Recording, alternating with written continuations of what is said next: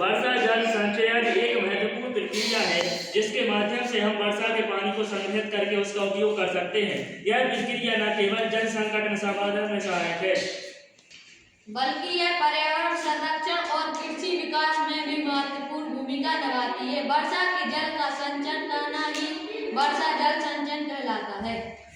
वर्षा जल संचयन के प्रकार। वर्षा जल संचयन के कई प्रकार हैं जो क्षेत्र और भौगोलिक स्थिति के आधार पर अलग अलग होते हैं। इसमें से प्रमुख है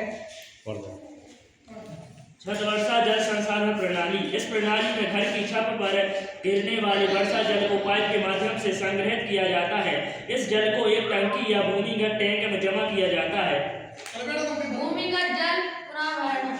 यह विधि वर्षा के पानी को धरती से सोखकर भूमिगत जल स्तर को बढ़ाने में सहायक होती है। इस विधि से कुएं, तालाब या पुनर्भर कुओं में पानी पहुंचाया जाता है। तालाब और जलाशय। ग्रामीण क्षेत्रों में तालाब और छोरों जलाशय बनाकर वर्षा जल को संग्रहित किया जाता है जो पशुपालन और कृषि कार्यों में काम आता है।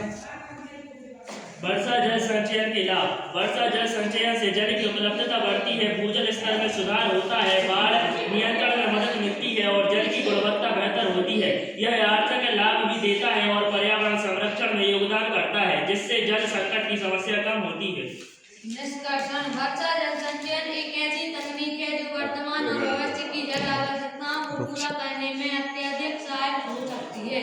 यह न केवल जल संकट को कम करने में मदद करता है बल्कि यह पर्यावरण संरक्षण और सतत विकास के लक्ष्यों को भी प्राप्त करने का एक महत्वपूर्ण साधन है।